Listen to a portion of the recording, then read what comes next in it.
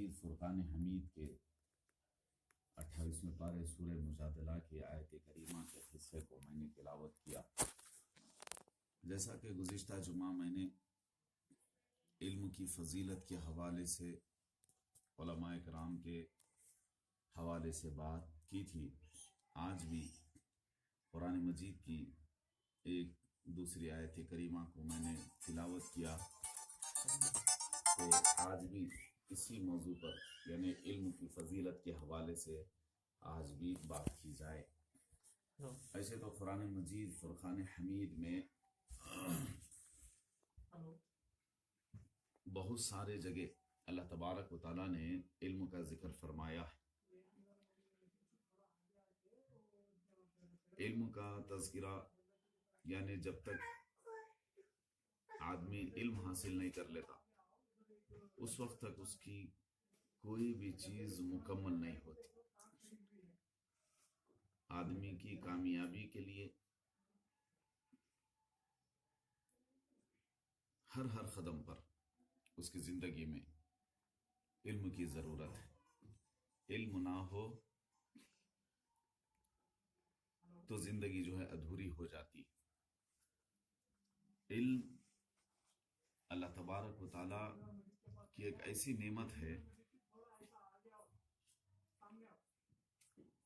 کہ اس نعمت کے بدلے اللہ تعالیٰ کا ہم جتنا بھی شکر ادا کرتے رہے اس کا حق ادا نہیں کر سکتے۔ قرآن مجید کی جس آیت کریمہ کو میں نے پڑھا، اللہ تبارک و تعالیٰ نے اس میں علم اور ایمان دو چیزوں کا ذکر فرمایا، ایک علم والوں کا، دوسرا ایمان والوں کا۔ آگے سمجھ میں آئے گی۔ مل جائے تو ہمارا درجہ بلند، شہرت مل جائے تو درجہ بلند ہو جاتا ہے، کرسی مل جائے تو درجہ جو ہے بلند ہو جاتا ہے، کیا کیا سوچتے ہیں۔ مگر قرآن مجید فرقان حمید میں رب تبارک و تعالی یہ فرماتا ہے کہ درجہ جس کا میں بلند کرتا ہوں وہ دنیا میں تمہاری سوچ تمہارے فہم سے نہیں بلکہ میری بارگاہ میں جو مقبول ہے اس کے درجے کو میں بلند کرتا ہوں۔ اور اللہ کی بارگاہ میں کون مقبول ہے؟ دو لوگوں کا رب تبارک و تعالیٰ نے ذکر فرمایا، جیسا کہ ایک ایمان والا ایک علم والا۔ دولت دنیا کی ہماری جہاں تک جانی ہے وہیں تک جاتی ہے، مگر علم اور ایمان یہ اللہ تعالیٰ کی ایسی عطا ہے کہ بندہ جب اسے حاصل کرنے کے لیے آگے بڑھتا ہے تو رب تبارک و تعالیٰ ایمان اور علم کو ہر جگہ اس کے ساتھ کر دیتا، ہر جگہ اس کے ساتھ کر دیتا۔ بچپن میں اگر علم سیکھا ہے تو بچپنے میں بھی جو ہے ایمان عمل اس کے ساتھ رہتا ہے، جوانی کو آ گیا تب بھی جو ہے ایمان و عمل اس کے ساتھ رہتا ہے۔ ایمان اور علم کو آدمی نے مضبوطی سے پکڑ لیا تھا، یہاں تک کہ انسان بوڑھا ہو گیا، چاہے مرد ہو یا عورت ہو، ایمان والے ہیں اور علم والے ہیں تو ہر جگہ پر ہر موڑ پر علم اور ایمان اس کے ساتھ رہتے ہیں، حتیٰ کہ خبر میں بھی ایمان بھی ساتھ میں جاتا ہے، علم بھی ساتھ میں جاتا ہے۔ دنیا کی دولت کو ہم دوسروں کے حوالے کر کے چلے جاتے ہیں، وصیت لکھ کر چلے جاتے ہیں کہ فلاں جو ہے ہماری جائیداد کا حق فلاں بیٹے کو ہے، بیٹی کو ہے، جس کو جو ہے جو چیز دینا ہے دے کر بانٹ کر چلے جاتے ہیں، ساتھ میں لے کر نہیں جا سکتے، کیونکہ اس لیے کہ دولت کا وہاں پر کوئی کام نہیں ہوتا۔ مگر علم ایک ایسی دولت ہے، ایمان ایک ایسی دولت ہے کہ قبر میں جاتے وقت انسان کے ساتھ میں بھی رہتی ہے، اور جو ایمان علم بندے کے پاس ہوتا ہے وہ دوسروں کو بھی دیتا ہے، دوسروں کو دینے سے خالی نہیں ہوتا بلکہ دوسروں کے پاس بھی اس کی حفاظت ہوتی ہے، ایمان کی اور علم کی، اس کے وجہ سے، اور خود قبر میں چلے گیا تو بھی اس کے ساتھ ایمان اور علم رہتا، یعنی دوسروں کو بھی دنیا میں فائدہ اس سے پہنچتا ہے، جس کو ہم نے ایمان والا بنا دیا اللہ اور اس کے رسول صلی اللہ علیہ وآلہ وسلم سے جوڑ کر، جس کو ہم نے علم دے دیا، علم سکھا دیا، وہ علم بھی اس کے ساتھ ہو جاتا ہے۔ تو ہم نے جسے علم دے دیا تو ہمارا ایسا نہیں کہ سینہ خالی ہو گیا، ہم نے کسی کو ایمان کو تازگی دے دی تو ایسا نہیں ہے کہ ہمارا ایمان جو ہے کمزور ہو گیا، نہیں، ہم نے کسی کے ایمان کو تازہ کیا ہے تو ہمارا ایمان بھی تازہ رہتا ہے۔ کسی کو علم دیا تو وہ علم ہمارے پاس بھی ہوتا ہے۔ جیسے ہم واٹس ایپ اور فیس بک پر شیئر کرنے کے بعد بھی جو چیز ہمارے گیلری میں موجود رہتی ہے، چلی نہیں جاتی، گیلری میں رہتی ہے، جس کو ہم نے سینڈ کیا، فارورڈ کیا، یہاں بھی رہتی ہے مگر سب جگہ پہنچ بھی جاتی ہے۔ اب آپ نے اپنے موبائل کو جو ہے رکھ لیا جیب میں، ایسا نہیں ہے کہ ہم نے بھیج دیا تو سب کے پاس جو ہے پہنچ گیا، 500 آدمی کو ہم نے بھیج دیا، 500 آدمی کے پاس پہنچ گیا، ہمارے پاس خالی ہو گیا، نہیں، ہمارے پاس بھی موجود ہے، ہمارے موبائل میں بھی، ہمارے سسٹم میں بھی ہے، دوسروں کے سسٹم میں بھی چلا گیا۔ یعنی جو علم ہم دوسروں کو دیتے ہیں وہ علم بالکل ہمارے ساتھ ویسے ہی رہتا ہے جس چیز کو ہم نے موبائل سے شیئر کیا تھا، جیسے وہ ہمارے گیلری میں محفوظ رہتا ہے، ایسے ہی علم بھی انسان کے سینے میں محفوظ رہتا ہے۔ جیسے موبائل سے ہمارا وہ میسج نکل نہیں جاتا، نکلنے کے باوجود اس میں رہتا ہے، ویسے ہی انسان جب دنیا سے نکل جاتا ہے تو علم اس کے ساتھ رہتا ہے، اس کے سینے سے نکل نہیں جاتا، ایمان اس کے ساتھ جاتا ہے، قبر میں نکل نہیں جاتا۔ یعنی ایمان اور علم یہ دونوں ایسے چیزیں ہیں کہ جہاں سب ساتھ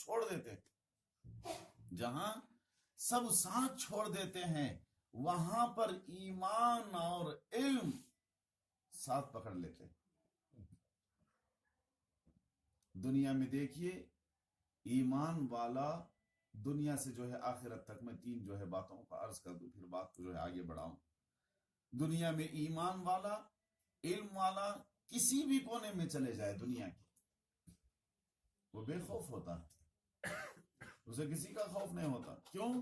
ایک وہ ایمان والا ہے، دوسرا اس کے پاس علم ہے، اس وجہ سے وہ کسی سے خوف نہیں کرتا، دنیا سے بھی چلا جائے، دنیا کے کسی حصے میں بھی چلے جائے تب بھی وہ بے خوف رہتا ہے، دنیا سے بھی چلے جائے تب بھی قبر میں بے خوف رہتا ہے۔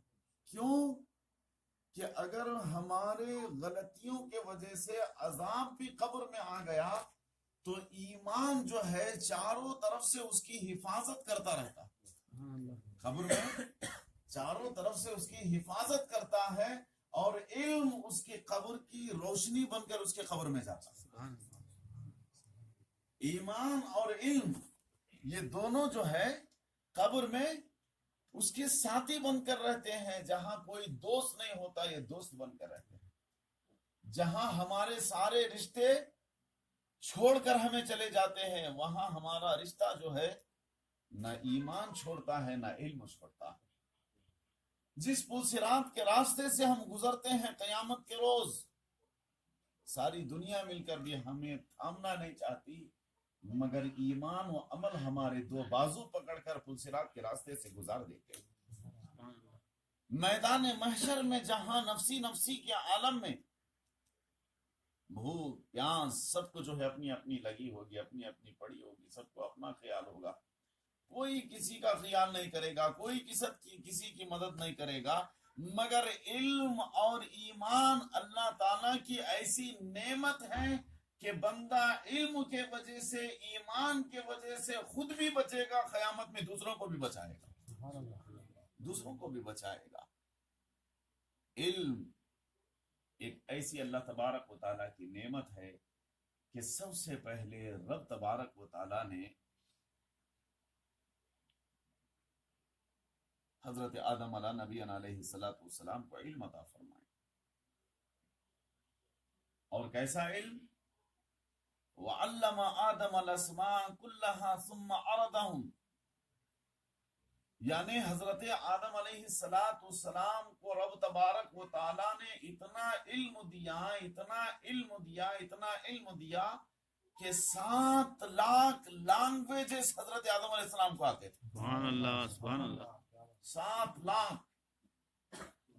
7 لاکھ آپ طریقوں سے، انداز میں، یعنی 7 لاکھ بھاشا میں حضرت آدم علیہ السلام بات کرتے تھے.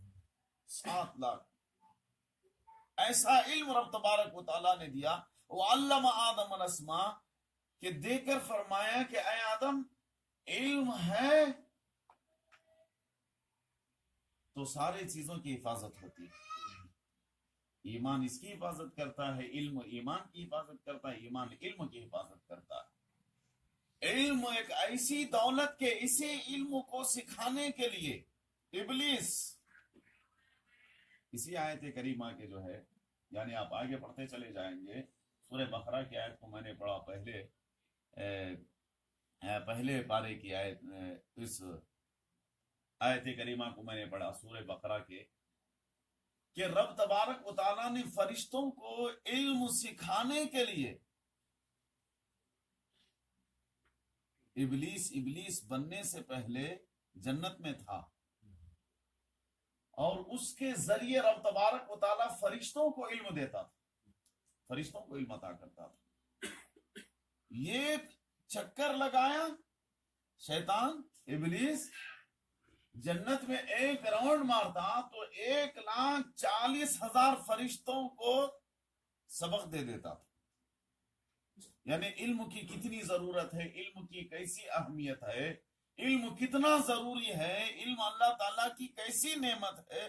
ذرا سا غور کرے، فرشتوں کو اللہ تبارک و تعالیٰ علم دینے کے لیے، یعنی مردود جو بن گیا علم سیکھنے کے بعد، ایسا نہیں کہ میرے پاس علم ہے تو میں فخر کروں، نہیں، فخر کیا تو جس مقام پر بھی ہوگا اللہ تعالیٰ اسے گرا دے گا.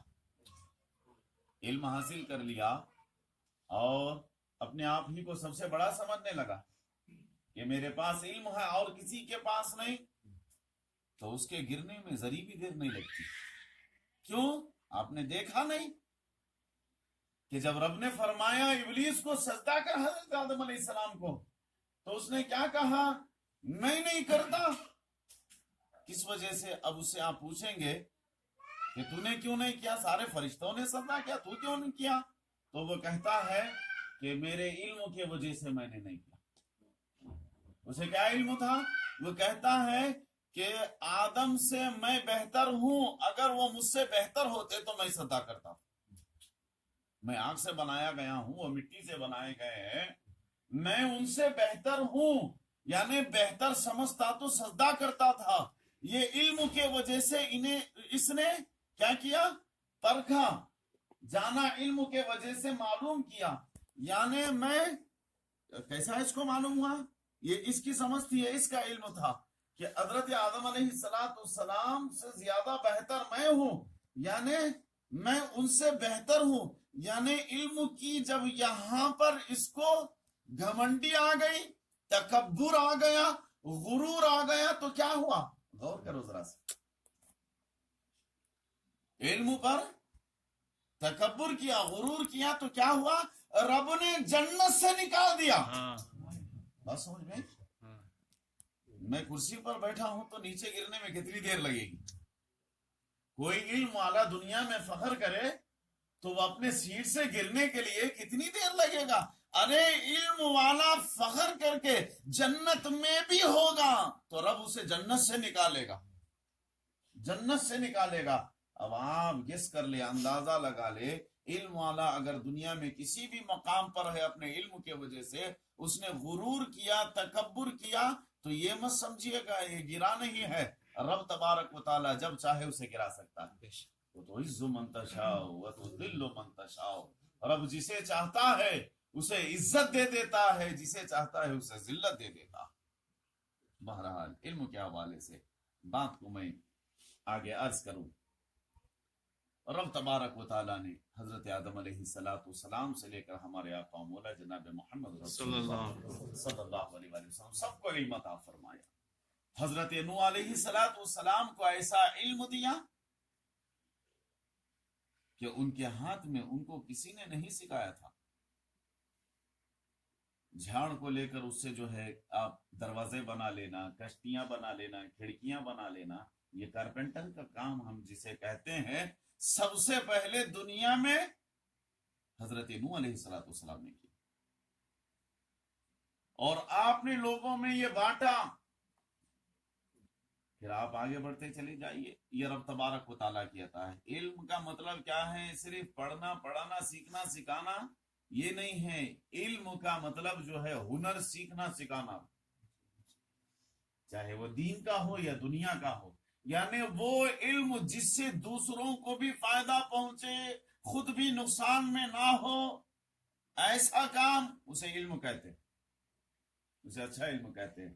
اب آگے بڑھیے. بات جو ہے حضرت داؤد علیہ السلام، رب تبارک و تعالیٰ نے آپ کو ایسا علم دیا تھا کہ آپ لوہے کو پکڑتے تو وہ نرم ہو جاتا تھا. لوہا کب نرم ہوتا ہے؟ آگ میں ڈالنے کے بعد نرم ہوتا ہے نا. اب اسے کیا کرتے ہیں؟ فیکٹریز میں آگ میں اسے ڈال کر کیوں جلاتے ہیں؟ نرم کیوں کرتے ہیں؟ اس کو جو ہے نرم کرنے کے بعد ہی جو چاہے وہ آکار اسے دے سکتے ہیں. آپ جو بھی چیز بنانا ہے آپ اسے بنا سکتے ہیں. نرم کرنے کے بعد آپ چوڑا کریے، اسے لمبا کریے، موٹا کر دیجئے، یعنی فولڈ کر دیجئے. آپ جیسا بھی موڑیں گے، جو بھی کریں گے، جو آپ بنانا چاہتے ہیں وہ بن جائے گا. تو حضرت داؤد علیہ السلام کو رب تبارک و تعالیٰ نے وہ علم عطا فرمایا تھا کہ وہ لوہے کو پکڑتے تو نرم ہو جاتا تھا. یعنی ایسی کاریگری حضرت داؤد علیہ السلام کی کہ آپ اس سے دنیا میں جو ہے رزق کماتے تھے. لوہا نرم ہو جاتا تھا. جس چیز کی جسے ضرورت ہوتی، جس ہتھیار کی ہو یا جس چیز کی ہو، حضرت داؤد علیہ السلام بنا کر دیتے تھے. ان کے ہاتھ میں ہوتا تھا، جیسے چاہے اسے فولڈ کر دیا، جیسے چاہے بنا دیا، دے دیا. یہ حضرت داؤد علیہ السلام کو رب تبارک و تعالیٰ نے علم دے کر دنیا میں بھیجا. اور آگے بڑھیے. حضرت سلیمان علیہ السلام، حضرت سلیمان کو رب تبارک و تعالیٰ نے، یہ بھی نبی ہیں. دنیا میں جتنے مخلوق ہے، جتنے پرندے ہیں، جتنے مخلوقات ہے، سارے پرندوں کی رب تبارک و تعالیٰ نے حضرت سلیمان علیہ السلام کو بولیاں عطا کر دی. یعنی ہر پرندے کی بولی کو حضرت سلیمان علیہ السلام سمجھتے تھے، بات خود بھی کرتے تھے، ان سے ان کی بات کو بھی سمجھتے تھے. اور ہر پرندے کی بولی، وہ چائیں چائیں کیوں پکار رہی ہے، ہمیں تو صرف یہی سمجھ میں آتا ہے وہ کیوں پکار رہا ہے پرندہ. یہ حضرت سلیمان علیہ السلام. حتیٰ کہ چھوٹے چھوٹے سراغ میں رہنے والی چونٹیاں بھی اگر آپس میں بات کرتے تو حضرت سلیمان سن لیتے تھے. سبحان اللہ. حضرت سلیمان علیہ السلام سن لیتے تھے. اور آگے بڑھیے. اسی طریقے سے حضرت عیسیٰ علیہ السلام رب تبارک و تعالیٰ نے ایسا علم دیا، ایسا علم دیا کہ کسی بہرے کو ہاتھ لگاتے تو اس کا بہرا پنا ختم ہو جاتا. کسی اندھے کے آنکھ پر ہاتھ لگاتے تو وہ نابینے کے جو ہے آنکھوں میں بینائی آ جاتی تھی، روشنی آ جاتی تھی. کسی جو ہے گونگے کے چہرے پر ہاتھ رکھتے تو وہ بولنا شروع کر دیتا تھا. کسی لولے کو ہاتھ لگاتے تو اس کا ہاتھ دھلا پنا ختم ہو جاتا تھا، ہاتھ اچھا ہو جاتا. کسی لنگڑے کے سر پہ ہاتھ رکھتے تو اس کا لنگڑا پنا ختم ہو جاتا تھا. یعنی یہ علم حضرت عیسیٰ علیہ السلام کو رب تبارک و تعالیٰ نے عطا فرمایا. اور آگے بڑھیے. بات کو میں حضرت موسیٰ علیہ السلام تک لے چلتے ہیں کہ حضرت موسیٰ علیہ السلام کو رب تبارک و تعالیٰ نے ایسا علم عطا فرمایا کہ حضرت موسیٰ علیہ السلام اس علم کے ذریعے اللہ سے بات کرتے تھے. واقعات کو آپ نے خوب سنا علماء اکرام سے. حضرت موسیٰ کو ایسا علم رب تبارک و تعالیٰ نے دیا کہ آپ اللہ سے ہم کلام ہوتے تھے، یعنی بات کرتے تھے. نبی اور بھی تھے دنیا میں، رسول اور بھی تھے، مگر ان کے پاس الہام ہوتا تھا یا حضرت جبریل علیہ السلام آتے تھے، ان کے پاس رب کی جانب سے جو ہے نازل ہوتے تھے. پاس جبرائیل کے آنے کے ساتھ ساتھ یہ خود بھی رب سے ڈائریکٹ بات کرتے تھے. ایسا علم رب تبارک و تعالیٰ نے حضرت موسیٰ علیہ السلام کو عطا کیا. مگر اس امت پر قربان جائیے، یہ ایک بات یہاں پر مجھے بڑی پیاری یاد آئی. یہ امت سرکار دو عالم صلی اللہ علیہ وآلہ وسلم کی، اللہ کے محبوب صلی اللہ علیہ وآلہ وسلم فرماتے ہیں، اے میرے امتیو، اگر تم بھی رب سے بات کرنا چاہتے ہو، اگر تم بھی حضرت موسیٰ جیسے اپنے رب سے ہم کلام ہوتے تھے، بات کرتے تھے، اگر تم بھی اپنے رب سے بات کرنا چاہتے ہو تو نماز پڑھو، نماز میں مصروف ہو جاؤ. اس لیے کہ نماز ایک ایسی عبادت ہے کہ بندہ نماز میں اپنے رب سے راز و نیاز کے باتیں کرتا ہے. وہ نماز پڑھ نہیں رہا ہوتا ہے، دراصل اپنے رب سے گفتگو کر رہا ہوتا ہے. جسے رب سے بات کرنے کا شوق ہو وہ نماز کی پابندی کرے، وہ نماز کی پابندی کرے. ارے قربان جائیے اللہ کے پیارے محبوب صلی اللہ علیہ وآلہ وسلم پر، اس امت پر رب تبارک و تعالیٰ نے کتنا احسان فرمایا، کتنا احسان فرمایا. میرے دوستو، غرض ہے کہ رب تبارک و تعالیٰ نے علم جو سیکھنے کے لیے اپنے گھر سے نکلتا ہے، اس ارشاد کو آپ بار بار سنتے ہیں. اللہ تعالیٰ جو ہے مچھلیوں سے کہتا ہے، دریاؤں کی، سمندروں کی، چونٹیاں جو چھوٹے چھوٹے سوراخوں میں ہوتی ہیں ان سے کہتا ہے، اور سارے فرشتوں سے کہتا ہے کہ تم اس کے لیے دعائیں مغفرت کرو. چونٹیاں اس کے لیے دعا کرتی ہے جو علم سیکھنے کے لیے گھر سے نکلتا ہے. سمندر کے دریا کے مچھلیاں دعا کرتی ہیں اس کے لیے جو علم سیکھنے کے لیے گھر سے نکلتا ہے. اور اللہ کے سارے فرشتے اس پر رحمت کی دعا کرتے ہیں، مولا اپنی رحمت کو اس پر نازل فرما. اور رب تبارک و تعالی علم سیکھنے والے اور سکھانے والے پر نظر رحمت فرماتا ہے. وہ جبار بھی ہے، قہار بھی ہے، وہ رحمان بھی ہے، رحیم بھی ہے، مگر رحمانیت کی، رحیمیت کی، رحمت کی نظر اللہ اسی پر ڈالتا ہے جو دین کا علم سیکھتا ہے اور سکھاتا ہے. رب تبارک و تعالی یعنی اسے دیکھنے کے لیے کون نہیں تڑپتا؟ ہر مسلمان، ہر اسلام والا، ایمان والا یہی چاہتا ہے کہ میں اپنے رب کا دیدار کروں. مگر رب سے پوچھو کہ مولا تو کس کو دیکھتا ہے، تو رب فرماتا ہے جو دین کا علم حاصل کرتا ہے.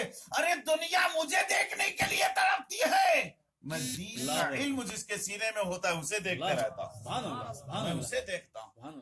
جو دین کا علم حاصل کرنے کے لیے جاتا ہے میں اسے دیکھتا ہوں.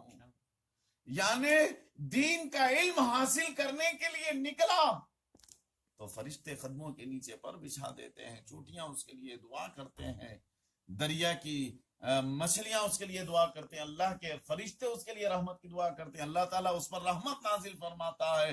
حتیٰ کہ یہ تو پڑھنے والا طالب علم کی بات ہے، پڑھانے والے عالم کی بات نہیں.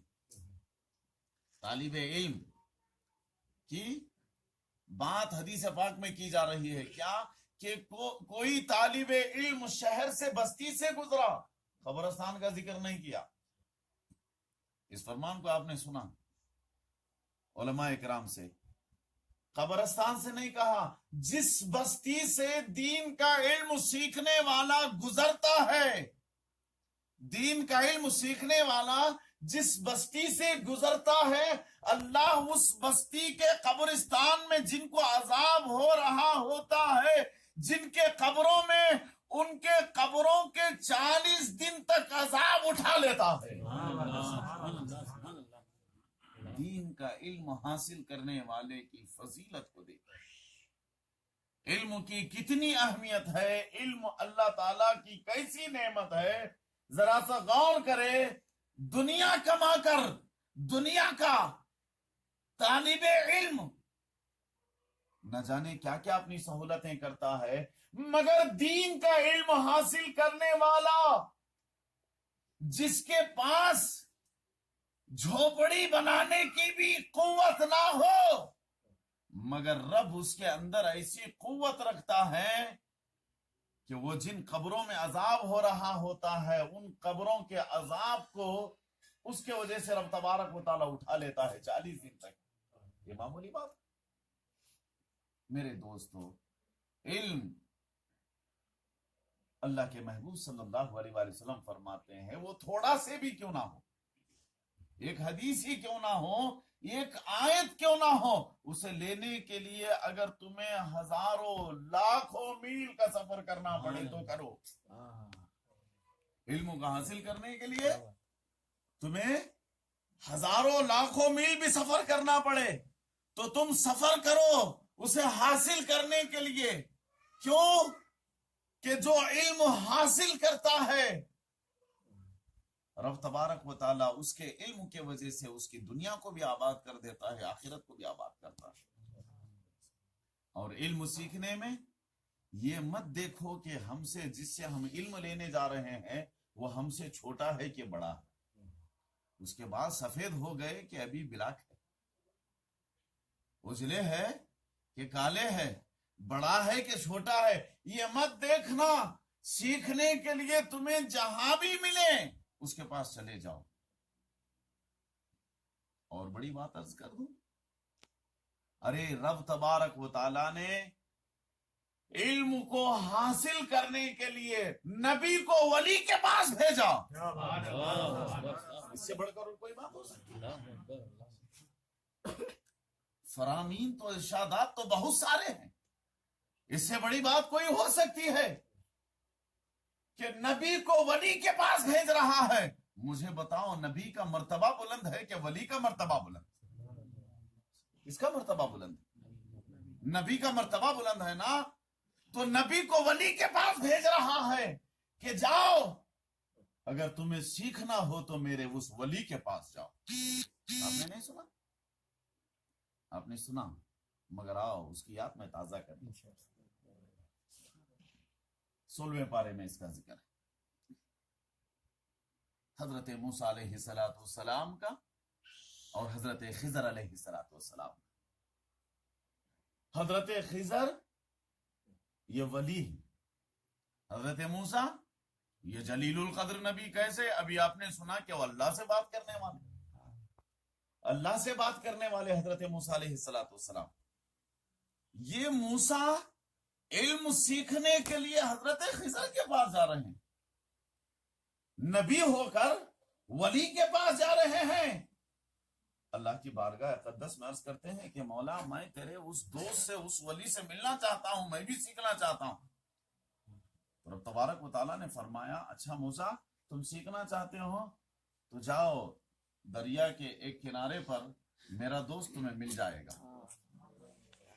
یہ پورا ڈیٹیلز، پورا واقعہ آپ سید التفاسیر اٹھا کر دیکھیں، تفسیر شفیع اٹھا کر دیکھیں، حضور شیخ الاسلام کی اس تفسیر کو اٹھا کر دیکھیں تو آپ پڑھ سکیں گے، آپ کو معلوم ہوگا، پتا چلے گا، آپ کو علم مل جائے گا، اس کا آپ کو اس کا علم مل جائے گا کہ حضرت موسیٰ سے رب نے کہا کہ جاؤ خضر کے پاس، میرا دوست تمہیں مل جائے گا جس کا نام خضر ہے۔ اور یہ ضروری نہیں کہ رب تبارک و تعالیٰ نے جو علم نبیوں کو دیا ہو وہ ہر ولی کو دے دے، نہیں، جو ولیوں کو دیا ہو وہ نبی کو دے دے، جو رسولوں کو دیا ہو وہ عام لوگوں کو دے دے، جو عام لوگوں کو دیا ہو وہ دوسروں کو دے دے، یہ ضروری نہیں، یہ رب کی مرضی ہے، جسے جو علم چاہتا ہے اسے وہ عطا کر دیتا ہے۔ یعنی کچھ علم ایسا ہوتا ہے جو نبیوں کے پاس ہوتا ہے، ولیوں کے پاس نہیں ہوتا، کچھ علم ایسا ہوتا ہے جو ولیوں کے پاس ہوتا ہے، نبیوں کے پاس نہیں ہوتا۔ آپ حیران مت ہوئیے، یہ الفاظ حیرانی ہی کے ہے، مگر میں اپنی طرف سے کچھ نہیں کہہ رہا ہوں۔ قرآن مجید فرقان حمید کے اصول پارے کے آخری حصے کو آپ پڑھیں گے تو آپ کو پتہ چلے گا۔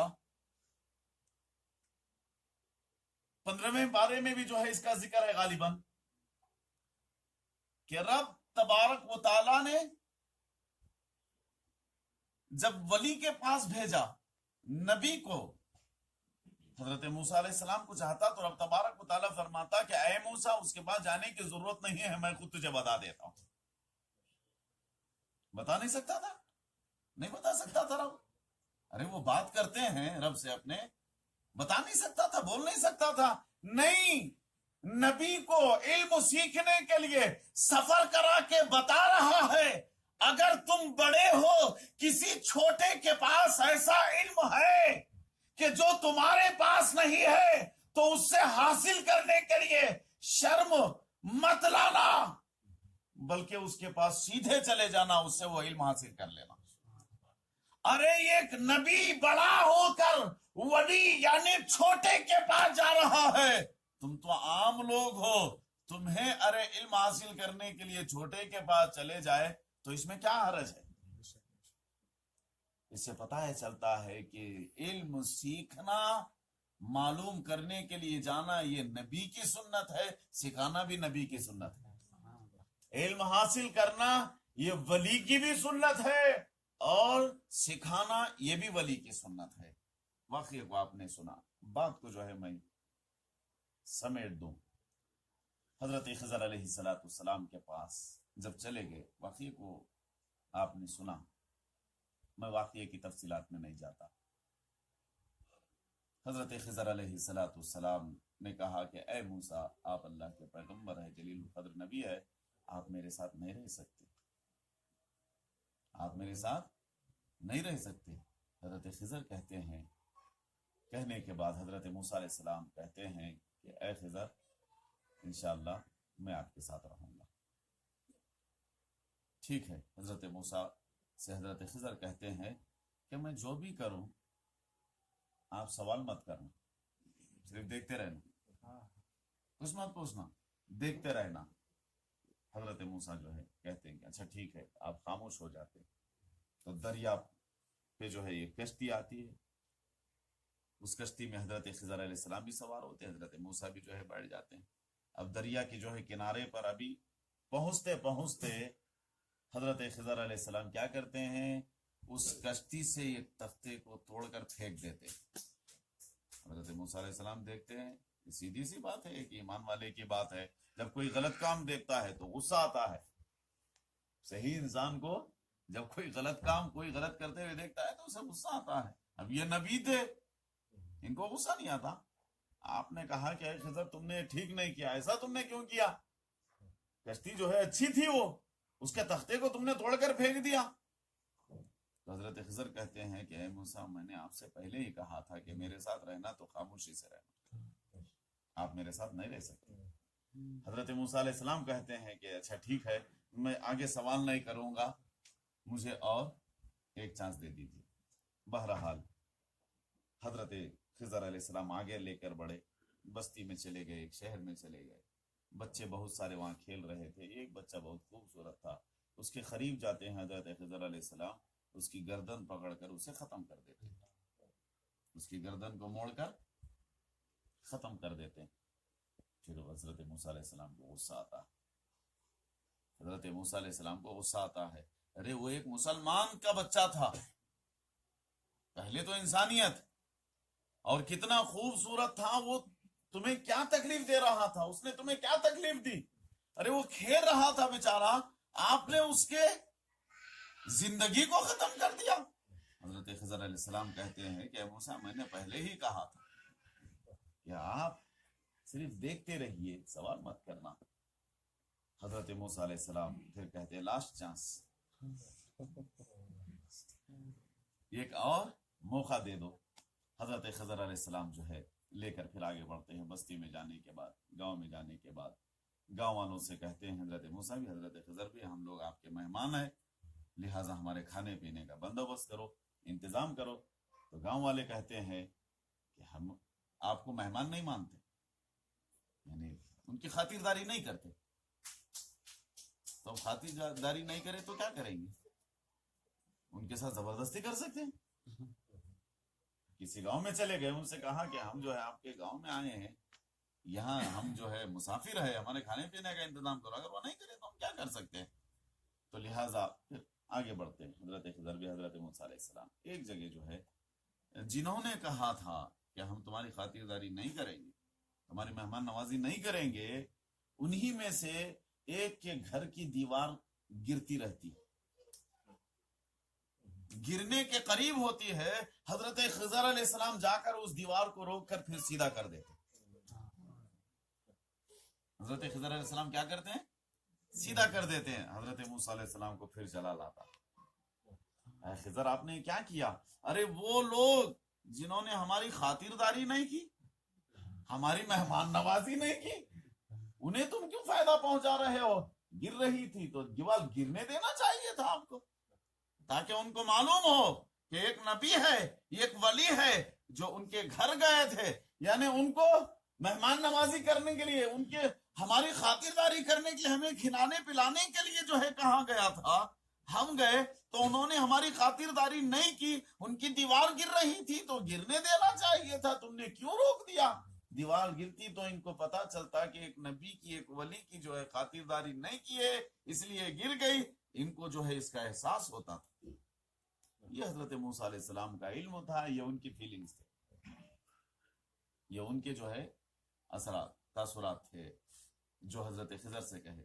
हजरत खिजर अलैहिस्सलाम कहते हैं कि मैंने आपसे पहले ही कहा था, अब आप मेरे साथ नहीं रह सकते, लास्ट चांस, ये भी खत्म हो गया। हजरत मूसा अलैहिस्सलाम अब कुछ भी नहीं बोलते। अच्छा ठीक है, अल्लाह हाफिज, आप निकलते हैं। तो हजरत खिजर अलैहिस्सलाम कहते हैं कि ए मूसा, आप अल्लाह के नबी हैं, जरा जाने से पहले ये 3 काम जो मैंने किया, आपने जो देखा, इसका खुलासा सुनते हुए जाइए। इसका खुलासा यानी इल्म क्या है, इसका इल्म जो मुझे था आपको नहीं था। इसका इल्म यानी आपको साफ साफ सारी चीजें नजर आ रही थी, मगर मैं जो देख रहा था वो आप नहीं देख रहे थे। ये जरूरी नहीं कि जो चीज मैं देखूं वो आप ना देखे, ये जरूरी नहीं कि जो आप देख रहे हैं वो मैं देखूं, जो मैं देख रहा हूं वो आप ना देखे, जो आप देख रहे हैं वो मैं ना देखूं। ये अल्लाह और उसके रसूल सल्लल्लाहु अलैहि वसल्लम की मर्जी है। मगर ऐ मूसा, जिस चीज को मैं देख रहा था आप नहीं देख रहे थे, आप जिस चीज को देख रहे थे वो मैं नहीं देख रहा था, वो मैं नहीं देख रहा था। अब क्या हुआ, बात फैल जाएगी, वक्त जो है कम है। हमारी मजलिस जैसा कि 9:30 से 10:30 तक मैंने अर्ज किया था, हुजूर शेखुल इस्लाम की सदके पाबंदी से वक्त पर शुरू हो रही, इंशाअल्लाह वक्त पर ही मैं खत्म करूंगा। और देखिए सामने, थोड़ा जिला मेरे सामने आ जाए, सामने आइए, एक मरतबा दरूद पाक अल्लाहुम्मा सल्ली व सल्लिम अला सय्यिदिना वाला रिसकिना मौलाना मोहम्मद जदिल हसन वल हुसैन सल्लल्लाहु अलैहि या रसूलुल्लाह सल्लल्लाहु अलैहि वसल्लम। ऐसे जब अगर बीच में कोई यानी ताखीर वो कराए तो आप हजरात यानी बोलने की जरूरत नहीं होना चाहिए कि आप खुद ब खुद आगे बढ़ जाइए, ऐसा कीजिए। सल्लल्लाहु अलैहि या रसूलुल्लाह सल्लल्लाहु अलैहि वसल्लम। हजरत मूसा से कहा कि आप जाते जाते उसका खुलासा सुनते जाइए। क्या कि ए मूसा, जिस कश्ती के तख्ते को मैंने तोड़ दिया था, दरिया के जब हम किनारे पर पहुंच रहे थे वहां पर एक जालिम था, और उसका काम यह था कि जो भी कश्ती उसे अच्छी दिखती वो छीन लेता था, जो भी कश्ती उसे अच्छी दिखती वो छीन लेता था, और जिस पर ऐब होता था, जो बुरी लगती थी उसे छोड़ देता था, इसका इल्म मुझे था, ये मैं जानता था, ये मैं जानता था। जानने का माना क्या, इल्म, यानी इसका मुझे इल्म था। इल्म के माने क्या, मालूम, مجھے معلوم تھا آپ کو نہیں معلوم تھا، مجھے معلوم تھا آپ کو نہیں معلوم تھا، اور آپ کو جو نہیں معلوم تھا وہ مجھے معلوم تھا۔ اب دیکھیے میں نے اس یعنی غریب کے کشتی کے تختے کو اس لیے توڑا کہ اس کے روزی چلانے کا ذریعہ وہی تھا، وہی کشتی سے وہ اپنے گھر بار کا گزارا کرتا تھا۔ لہذا میں نے دیکھا کہ وہ ظالم دریا کے کنارے بیٹھا ہے، ہم پہنچ رہے ہیں، وہ چھین لے گا، اچھی لگی تو کشتی، تو میں نے کیا کیا، اس کشتی کو عیب لگا دیا ایک تختہ نکال کر، یعنی اس کی نظروں میں یہ خراب دکھنا بول کے میں نے کیا کیا، ایک تختہ توڑ دیا۔ میں نے ایسے ہی نہیں توڑا، اس غریب کے جو ہے یعنی کشتی کو میں نے عیب اس لیے لگایا کہ اس کے نہ توڑنے کے وجہ سے پوری کشتی چلے جاتی تھی، یعنی اس کے روزی کا ذریعہ بند ہو جاتا تھا۔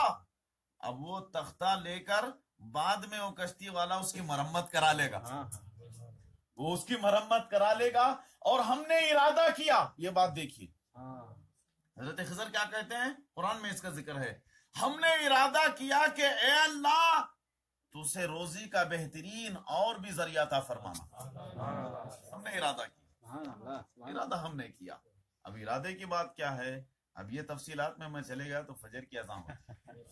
دوسری بات، اے موسیٰ سنو، کیا جس بچے کے گردن کو میں نے موڑ کر اسے ختم کر دیا تھا، دیکھو وہ بھی مسلمان تھا، اس کے ماں باپ بھی مسلمان تھے، مگر اس بچے کے پیشانی پر میں نے دیکھ لیا تھا کفر لکھا ہوا۔ کیا لکھا ہوا تھا؟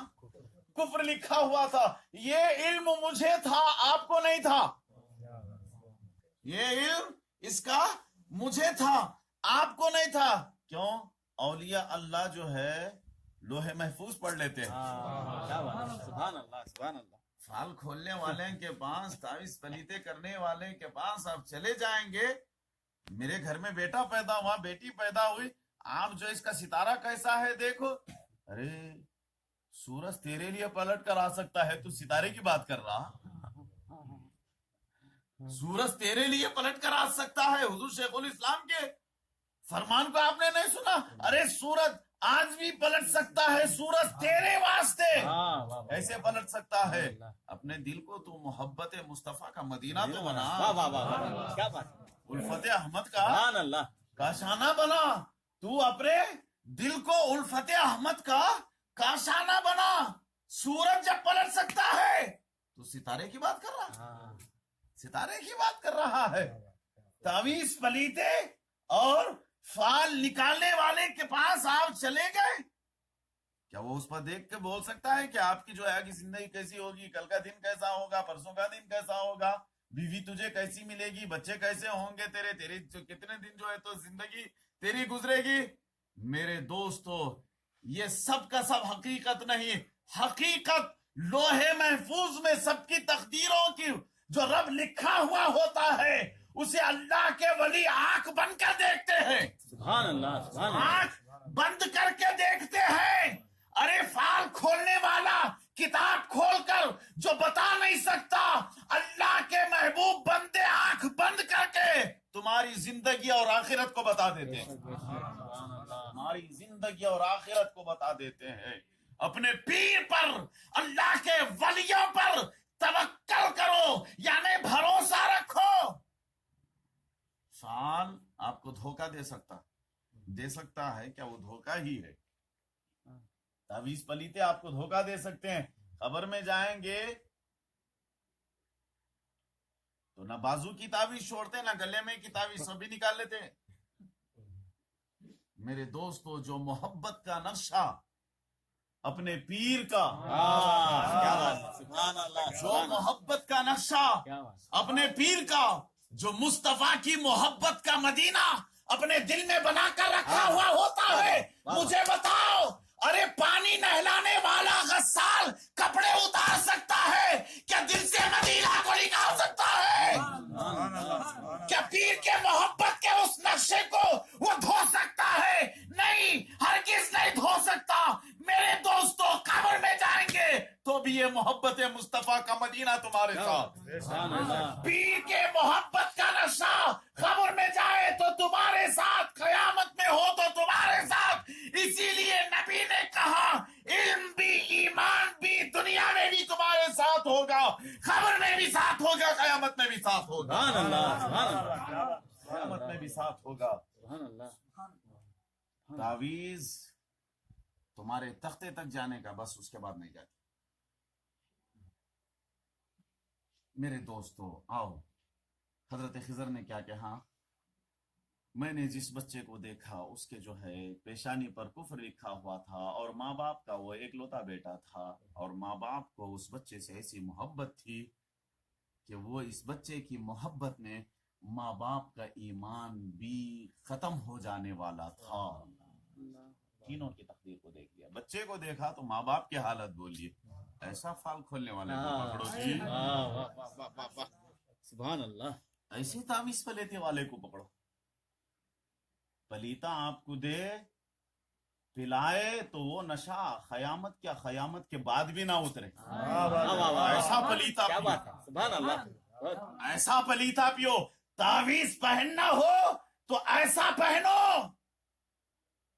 کہ تمہاری خبر کی روشنی بنے، اور قیامت میں تمہارے میزان عمل میں بھی بھاری ہو جائے تمہارے عمل میں، اور پلسرات پر جو ہے بجلی کی طرح تمہیں گزار بھی دے، آخر تمہیں جنت میں بھی لے جائے، اللہ اور اس کے رسول کا دیدار بھی کرا دے.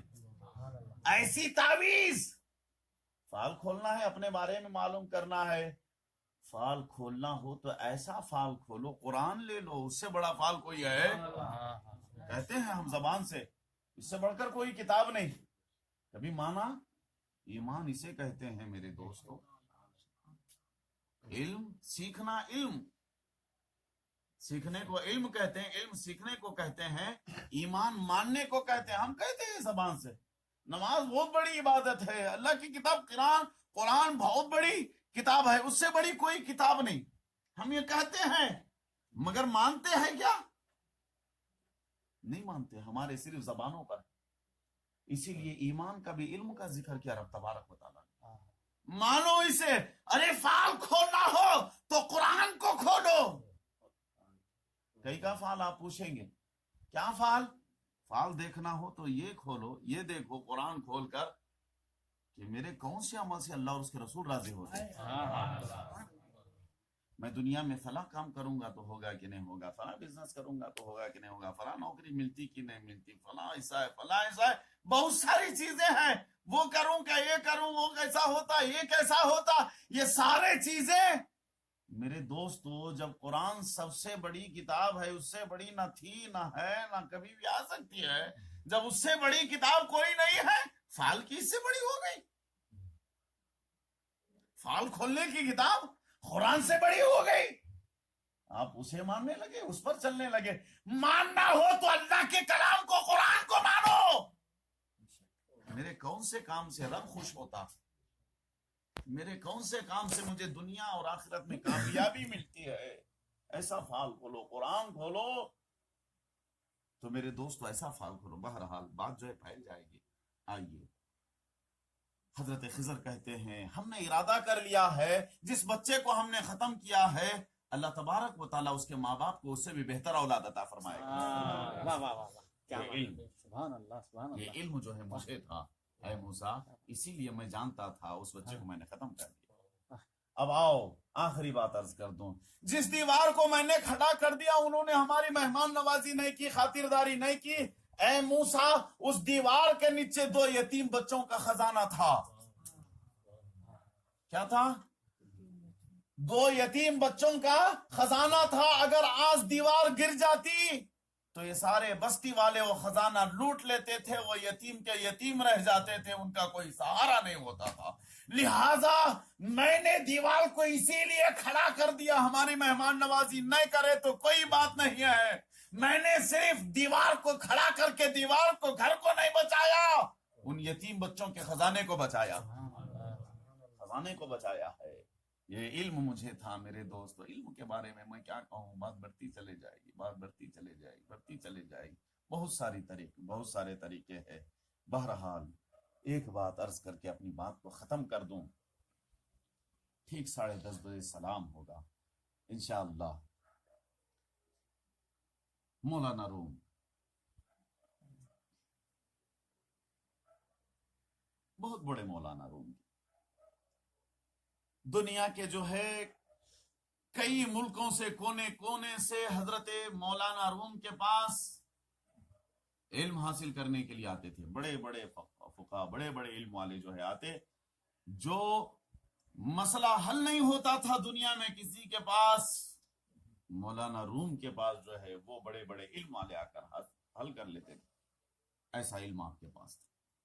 مولانا روم کچھ کتابیں لکھے تھے اپنے ہاتھ سے، اپنے ہاتھوں سے انہوں نے کتاب لکھا تھا، کتابیں لکھے، اور سال کی ان کی زندگی اسی میں گزری. کتاب لکھا تھا اور ایسا علم آپ کے پاس تھا مولانا روم کے پاس. اب دیکھیے علم میں فرق کیا ہوتا ہے، انشاءاللہ میں اسے آگے عرض کرنے کی کوشش کروں گا. آپ کے ذوق آپ کی محبت کی بات ہے، انشاءاللہ میں آگے عرض کروں گا. حضور شیخ الاسلام کے صدقے میں بات ایک عرض کر کے جو آخری میں عرض کرنا چاہ رہا تھا ختم کر دوں. مولانا روم جو ہے اپنے علم میں مست تھے. ایک آئے جن کا نام شمس تبریز، واقعے کو آپ جانتے ہیں، میں آپ کی توجہ جو ہے مبذول کرانا چاہتا ہوں. شمس تبریز گئے اور بالکل دیوانگی کی حالت ہے. ان کا علم اور ہے، ان کا علم اور ہے. مولانا روم کو ساری دنیا کا علم آتا تھا، ساری دنیا کے مسئلے ان کے پاس حل ہوتے تھے، مگر یہ مجذوب تھے، دیوانے تھے. شمس تبریز جن کے پاس کوئی نہیں جاتا تھا. گئے، دیکھا. حضور شیخ الاسلام اس واقعے کو بڑے پیارے انداز میں فرماتے ہیں. آپ کا اندازہ اللہ اللہ.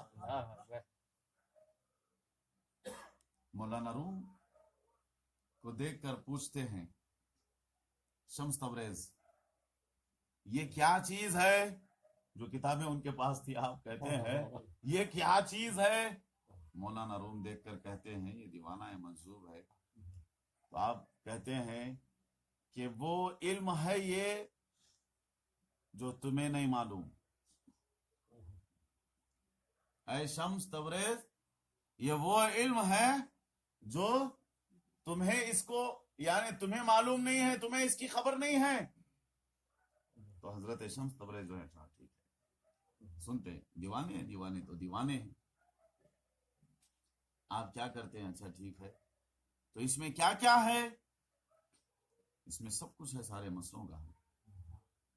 یہ زندگی بھر کی میری محنت ہے، میں نے لکھا. ایسا اٹھا لیے مولانا کی کتاب کو شمس تبریز لے جا کے پانی کے حوض میں ڈال دیتے. وہ اس وقت جو ہے ایسے پرنٹ کرنے والے یا لیمینیشن کی جو ہے کتابیں نہیں تھے، ہاتھ سے لکھتے تھے. تھوڑا بھی پانی پڑتا تو یہ ہو جاتے، یعنی مٹ جاتے تھے. حوض میں ڈالتے ہی جلال میں آ جاتے ہیں مولانا. پوچھتے ہیں کہ میری زندگی کی محنت کو آپ نے پانی میں ڈال دیا، یہ میرا اتنا بڑا نقصان کر دیا، یہ آپ نے کیا کیا؟